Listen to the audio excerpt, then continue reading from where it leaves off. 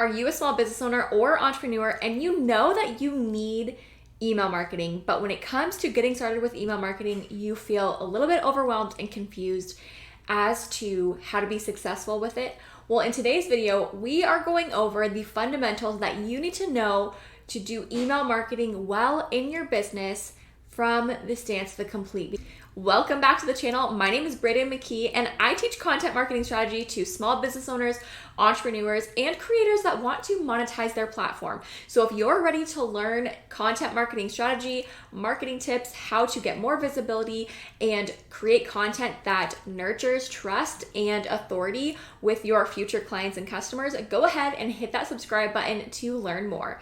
Now let's get into today's topic all about email marketing for beginners. Very first thing that we need to talk about is just understanding why email marketing is so important. If you're a small business owner, you probably have heard that you need to start an email list, right? And you may be like, yeah, okay, but why do I need to start an email list? Well, here's the thing.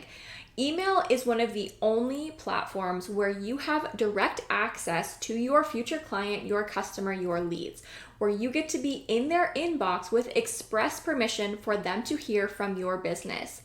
Everywhere else, even if they are following us or subscribing to us, on Instagram or on YouTube or on TikTok or wherever it might be, they still haven't expressly given you permission to come into their inbox and talk about your business and your services and what you offer. And email marketing does allow that. So the importance of email marketing is being able to, first of all, be directly in their inbox, but you also get a chance to directly sell your services and your products. It's also the only list that you own versus your followers or your platforms on Instagram and Facebook and TikTok and Pinterest. We don't own those. So if something happens to our account or the platform altogether, if we have people that are there but they don't follow us anywhere else or they're not on our email list, we have no way to get back into communication with them unless they expressly search for us. So if something were to happen like that and they may have forgotten or you're not top of mind enough for them to be like, yeah, I'm gonna go find out what happened to this brand, they may not go follow you somewhere else, and now you've lost out on somebody potentially. So it's really important to stay in front of people. Now, email marketing is also a great nurture platform. If someone discovers you and they're kind of, thinking about making a purchase or a buying decision, but they're not ready yet, they need to be nurtured. They need to go through the buyer journey, right? And email is a really great platform for you to build trust in a relationship with them and even encourage for them to reply back to you in email to further that conversation even more. So all in all, there's a lot of benefits to email marketing, but really you want to be able to stay directly in contact with your customers, your future customers, build that relationship, and also sell to them. Now, one thing that I will say is if you have a text list, this can work very similarly, but it's a slightly different strategy because email content is long form content, whereas text content is going to be much shorter, right? So long form content tends to build trust better, but if you are, let's say, a physical, a boutique, a shop, some kind of physical brick and mortar, retail, location, store of some kind, I would recommend that you have both an email and a text list, and there's benefits to both. We'll talk about text at some other time in some other video. Okay, so what do you actually need to get started with email marketing? So the very first thing that you are going to need is some kind of email service provider.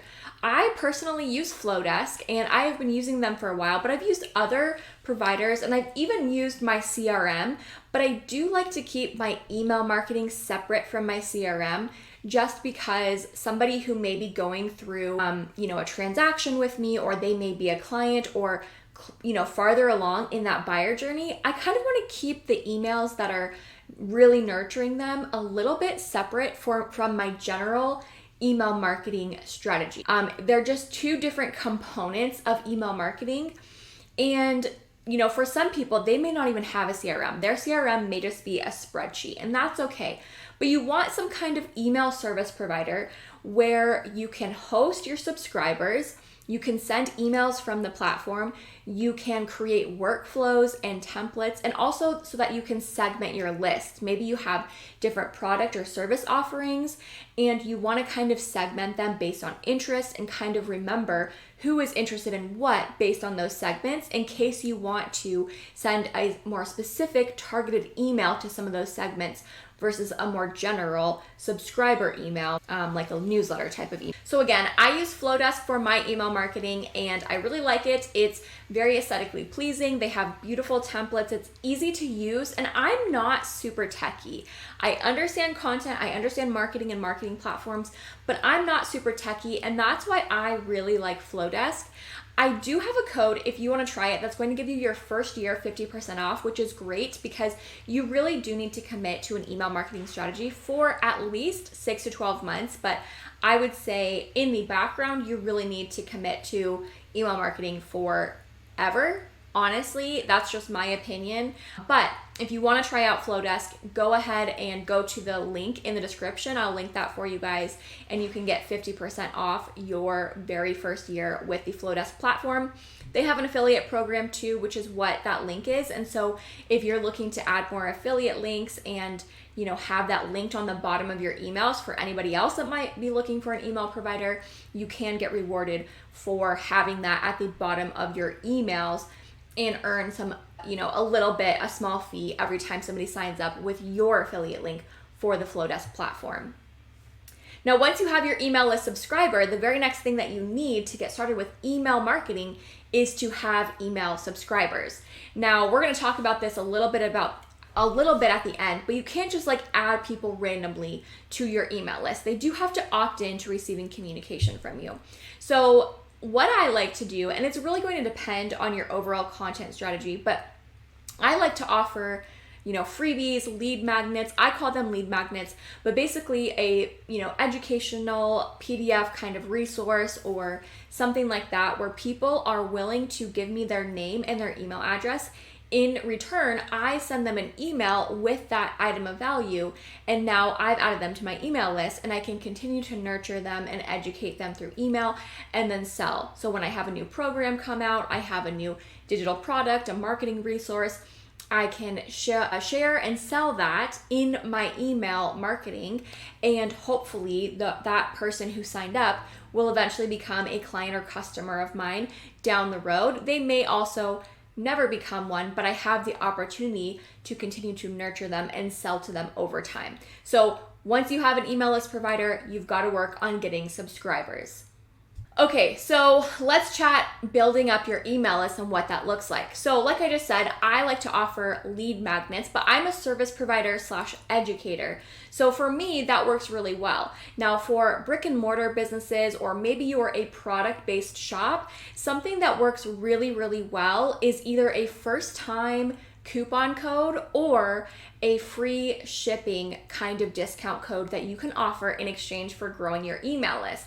And I actually see a lot of the boutiques and shops that I buy from, they do a combination where at first you sign up for the free shipping or that first time, promo code to get a discount on your order, and you sign up with your email, but then they give you an option for you to sign up for their text list as well. And now they've got me on both because they've offered that incentive, and there's an extra incentive for signing up for the text list.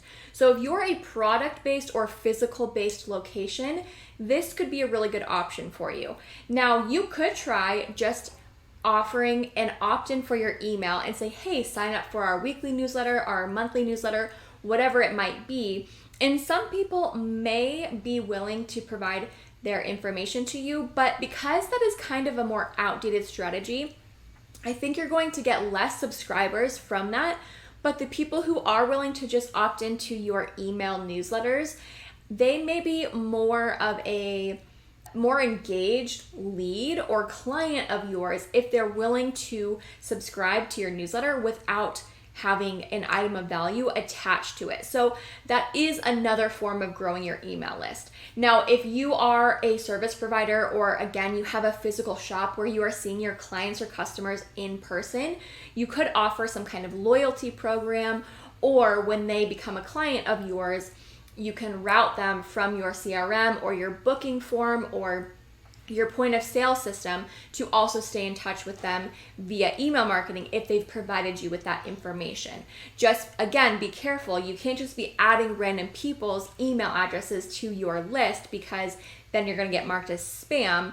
But if they've given you permission, they've opted into communication from you from, one of your other attached, point of sales, or even if they signed up on a physical piece of paper, you can email to them. Just be really careful that they understand that by giving you their email address, that you are going to stay in contact with them through email on a weekly or monthly or whatever frequency on that basis, so that they know and they're not just thinking it's just for their order or something. When you're building out your email list, like I mentioned, I really like to segment out my email list subscribers. So I may share a couple of different lead magnets, and I'm going to segment based on those lead magnets. So for example, I have a Pinterest marketing lead magnet, and I am going to segment my list and basically segment them as Pinterest marketing, because I know they're interested in Pinterest marketing. Now, when I go to share a lead magnet for something like email marketing, I'm going to segment those subscribers on that lead magnet for email marketing, because I know that they opted in on email marketing versus the Pinterest marketing opt-in. So that kind of tells me their interest. Now, somebody who comes in on email marketing may also be interested in learning about Pinterest marketing and the resources that I have available.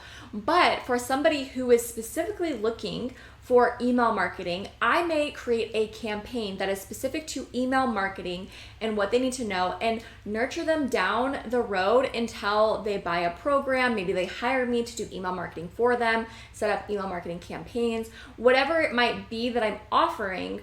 I'm going to segment them based on those interests. So you're going to have your total population of subscribers on your email list, but having the different segments within your email list can help you to provide more specific emails targeted towards those interests over time, rather than keeping everything general and it goes out to everyone.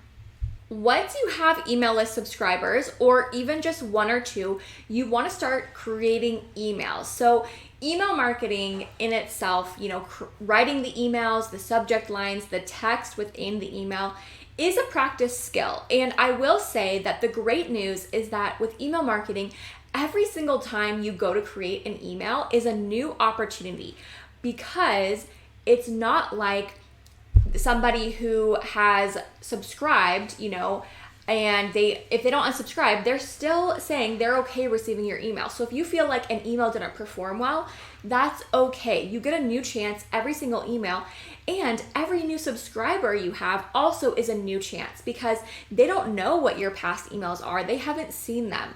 So it's a chance for you to get better with every single email that you write and every single email subscriber that is added to your list, which I personally love, because there's a lot of pressure in this content marketing business world right now. There's a lot of noise.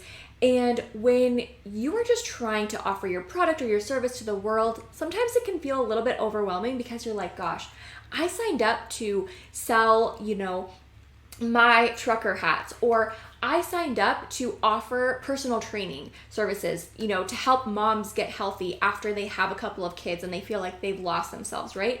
And you're like, but now I have to become a full-time marketer too. Now I have to figure out how to write content and how to be a marketer, and how to craft compelling subject lines that get opens, and how to track my click-through rates. Yes, it can feel overwhelming. And so that's what I love, is that you get a new chance every single time that you go to write an email. And listen, this is the same with all your other marketing platforms as well, but nobody is seeing 100% of your content. Your email list subscribers, for the most part, are not going to see every single email. The important thing is, even if they don't open every single one of your emails, that they do see your shop name, your business name, your personal brand name coming through on their email week after week or month after month on a consistent basis, so that you stay top of mind. And maybe they don't open every single email, but maybe they're like, oh yeah, I did want to go buy a trucker hat from this really cute boutique that I stopped in a couple of months ago. And yeah, I keep seeing their emails come through, and they go and click through your email, and then maybe they order from your online shop, or they come into the boutique because you've stayed top of mind with them and they remember you, right? So that is the goal, really. First of all, if you're feeling the pressure and being like, gosh, this is a lot to take in, it is, but like, let's simplify it and remember what our end goals are and not put so much pressure on ourselves to be perfect in our marketing. Because you know what? Here's the secret. Even as a marketer, I test things all the time, and I have flops and fails, and I still have to adjust strategy as we go because platforms change, consumer behavior changes. And so even as somebody who is in marketing and who studies marketing and understands marketing, I also am not doing it 100% perfect. It doesn't even exist. So let's just take that pressure off and understand how you start creating emails that are going to get opened and keep you top of mind and create sales and customers. So the very first thing to consider is your subject line. The subject line is essentially your hook for email. It is really going to be the thing that is going to compel somebody to want to open your email. Now, some people may be big fans of you and or your business or your content, and they may open the email just because of your name and not because of your subject line. But for the most part, you have to think that you still have to earn somebody's attention. And so your subject line is really where you need to spend a good amount of time trying to craft subject line examples. Now, I have a list of subject lines that I'm going to offer to you guys. So if you are interested in getting some subject line templates, go to the second link in my description and I will send that to you, and that will help you because they're going to be plug and play. There's also a website called, I think it's subjectline.com, and you can go and you can put in your subject line that you're thinking about using, and they're going to tell you if they think it's a good subject line or not. Now, I would still say you can test things out, and if you think it's going to be a really good subject line, even if it's not what subjectline.com says, I would still consider trying it out and testing it out, because again, you have another opportunity the next time you have an email, like the next time you go to write and send an email to your list. Now, next week, I'm actually going to kind of screen share with you guys on using templates and designs and like email list structure as well as subject lines. So I'm going to screen share that next week. So make sure you stay tuned because we're kind of doing this email marketing series, which I'm excited about. But I do want to talk about a couple of different formats overall for your email marketing. Now, the very first and probably the one that you're thinking about the most is a sales email. Now, sales emails, I do not believe should be every single email. If they are, that's fine. I mean, that's up to you and your brand to decide if that's what you want to do. But sales emails are, of course, where you are selling them something. Now, again, email is one of the only places where somebody has directly said, hey, I do want to hear from your business, and they are expecting to be sold to. So if you're wanting to sell every single email, try it out. I do recommend mixing up your email marketing formats. That's just my personal belief and preference, but sales email is the first format. Now, the second format would be like a newsletter. So this is going to be kind of like updates, behind the scenes, just kind of like week to week or month to month news for your business. And newsletters are typically a little bit more templated, and this is going to be something that you can play around with styles and formats and what you include and don't include. And a lot of businesses end up having kind of like one or two templates they use consistently for a newsletter style email. These are effective because they keep you top of mind. And I actually know a lot of service providers that use the same email template week after week, and they just make sure that the information is updated. They change up, what written content they're including every single week. And it's very effective for them because they are able to stay consistent, and also because their list comes to know and expect that is what they're going to receive every single week from this service provider. So newsletter templates and designs are very effective long-term for nurturing and just staying top of mind and building brand trust and awareness. The third type of email marketing format that you could be using would be plain text storytelling emails. So these are really kind of where you can get creative with your writing and telling a story and then relating it back to your business, your product, your service, or if you're a creator, what you're doing on YouTube or on your podcast or on your blog. I really like storytelling emails because a lot of times these are more personal and behind the scenes, and it's also kind of like getting to know somebody in a really unique way. Stories are something that are really easy for us to digest because as humans, we've been telling stories to each other for years and years and years. And that's really how we pass down information from generation to generation, right? And so storytelling is a really unique way for you to take a story of something you experienced or heard or, something that happened to you, and then kind of relate your thoughts around that, and then end up relating that story ultimately to something you want to talk about in your business or your product, your service, right? So I really like this storytelling format. And also a lot of people think that they need to have templates and a really designed newsletter every single week or every single email. And actually with open rates and clicks and stuff like that, plain text emails actually have a higher deliverability and clicks typically in email marketing. Now, I'm not saying templates don't have good, percentages and rates and everything. I'm just saying that plain text is actually, they perform surprisingly well because a lot of people do think that they need a highly templated email. So I like to really mix in a variety of all of those. Another thing, I'm just going to add in a bonus real quick, is if you're creating content, especially long form content that you want people to see, is using emails to send people back to that content. Maybe they're not subscribed to your YouTube channel, or maybe they don't follow your blog, or you've created a podcast episode, or whatever it might be, but you want to send people and kind of remind them and link back to your website, your YouTube channel, and your blog posts, because that is long form nurture content that is typically highly valuable. And sometimes people aren't following along or they're missing it, right? And so email marketing is another chance for you to repurpose what you're already doing, what you're already spending so much time doing with your content creation and your marketing efforts, that you can point people back to increase your audience and increase the website traffic and the traffic and audience that you have on your blog and your YouTube channel as well, and a podcast. So ultimately there are 3 to 4 types of styles, and I really believe in doing a mixture of all of them. I like to use all of the formats and not leave anything out and just realize that there's a certain purpose that I'm going to use one email format over another, and just knowing when it's time to use which format. Before we move on to the next point, I do just want to let you know that optimizing your email content to be read and delivered on a mobile device is very, very important. If your emails are not formatted for mobile, that is going to be a problem because so many people are checking their email on a mobile device, and people are checking their email like 20 times a day.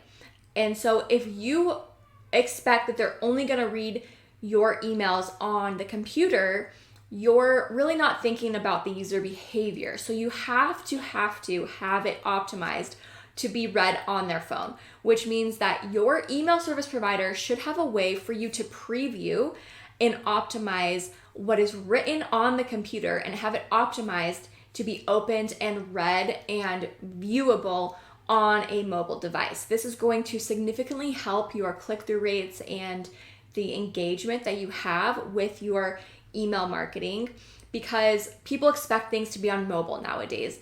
And if somebody clicks on your email and it is formatted only for the computer, they are not likely to engage, and they may end up even unsubscribing because they know that they're going to be on their phone. So if they consistently see that your emails are not formatted for mobile, that is going to be a problem for a lot of people on your email list, because the studies show that they are checking a lot of email on their phone. Now, they're checking their email on their phone and their computer, but because people are checking their email so many times a day, the likelihood that at least a good portion of that is on their phone is very high, because if you think somebody's on the go, they're checking their email, it's going to be on their phone versus them pulling out their laptop in the middle of whatever they're doing when they're just checking their email real quick. One of the great things about email marketing is being able to optimize campaigns, track analytics, and just review, what's working and what's not. Most of the email marketing platforms that you could be using today do have tracking and analytics. And if they don't, I would highly recommend that you actually get a platform that does have tracking and analytics in some form, because that is all data and feedback for you to better, be better with your email marketing as you go forward. Again, taking that one email and one subscriber at a time. And so some of the things that you should be looking at should be your open rates, your click-through rates, and also just engagement. I don't say that you should check your unsubscribes. Like, people are going to unsubscribe from your newsletter and your email list.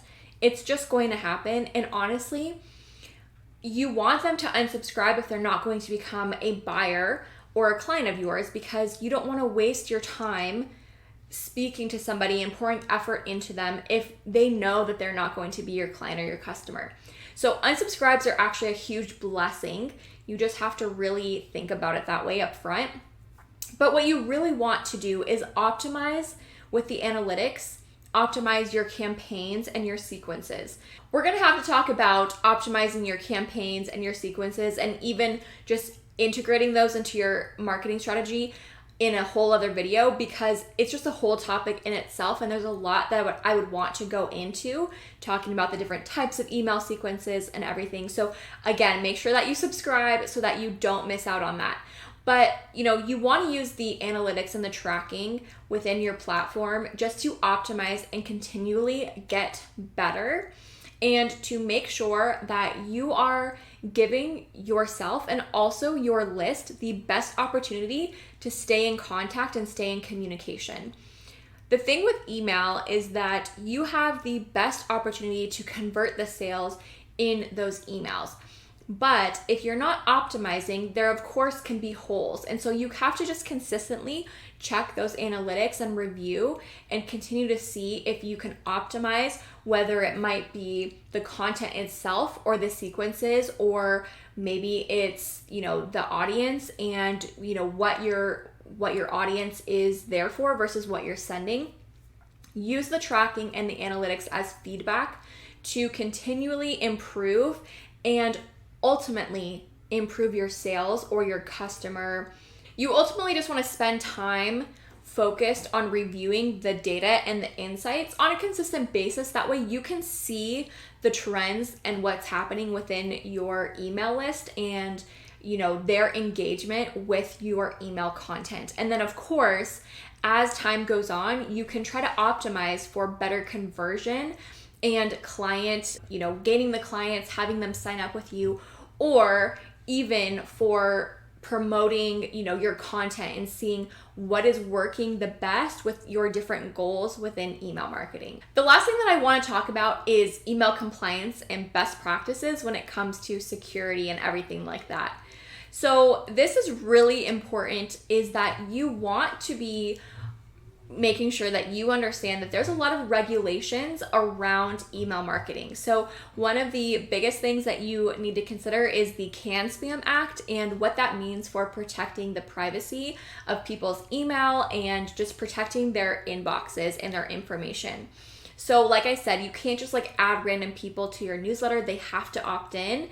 And also you really want to make sure that you are sending your emails from a domain that you own and have that connected and secured with your email platform. That way the email platform and the providers like Google and Yahoo, the big names, know that your emails are not spam, because spam is going to be one of the biggest reasons why your email marketing strategy doesn't work, is that for some reason you're getting marked as spam, or it doesn't look like you're a legit email because it's not coming from an actual domain. You should never be sending your marketing emails from a Gmail account or a Yahoo account or anything like that. You want to have a domain that you own, specifically tied to your business or your domain for your website or something like that, that is specific for email marketing. because of the best practices and the requirements by CAN-SPAM, and then also the updates to the Google and Yahoo platforms. As of recently, there's a lot of changes, so you really have to be careful with this and make sure that everything is set up and you're on the up and up. That way you don't get marked as spam and you're wasting your time because nobody's seeing your emails. And so again, having a really solid email marketing platform and a domain are really going to help that. That way you don't have any issues and your subscribers don't have any issues from joining your email list. You don't have to know everything about, CAN-SPAM and, privacy when it comes to email and best practices, but I do think you should know generally, and if you hire somebody, they should also know. So there are a lot of issues with people just kind of, doing email marketing and knowing like they have to email, but then they just start adding random people to their email list, and that can get you into a lot of trouble. And so just know that you really want to have integrity and ethics, and also be really careful with your email marketing efforts, because spam is more than just getting marked as spam when it comes to email, and it can actually be something that is very detrimental to your business. There are fines and legal things that can be attached to it. So not to scare you, but I just want you to know that, because sometimes people are taught information about email marketing that is spammy and can get them in trouble, and they don't even realize because they're just listening to the wrong people versus getting things set up and operating under a strategy and overall tactics that are going to keep them and their subscribers safe, versus just doing something to try to get more business without keeping in mind the best practices and the email regulations. Ultimately, I think every single person who is an entrepreneur, they have a small business, or even if you're a creator with a blog, podcast, or a YouTube channel, should have an email list. And yes, I know it's another thing to add onto your plate, but I would almost say that if you are choosing between email marketing and something else, I would almost rather you choose email marketing first and then focus on something else. But again, email marketing should really be that next step where you're taking somebody from, a platform here, and they're coming into your email list, and now you get to stay in front of them. Ultimately, you're going to get better at email marketing and your strategy over time. You do have to practice with things like your, the text and the verbiage that you use, your newsletter design, how you craft your subject lines and your hooks for your email. That's all going to come with time. But just remember, you do get a new chance every single time you send an email. It's all fresh. You start from zero, and every single time you get a new subscriber. They don't know what all of your other emails said or what they looked like, or if you made a spelling mistake, nor do they probably care. They just want to know what value you have to give to them now. So that is the thing that I love about email marketing. And I love being able to stay directly in front of people who have expressly said, hey, I want to hear from your business. And yes, I even want you to sell to me over time, because I'm ready to make a purchase decision, or I'm going to be ready to make a purchase decision about what you offer in the future. That's what I love about email marketing. Stay tuned by subscribing, because we're going into this email marketing series where next week we're going to be talking about email newsletter designs and templates, and a little bit about subject lines as well. All right, you guys, I will see you on the next video. And again, make sure to get those subject line templates in the description below.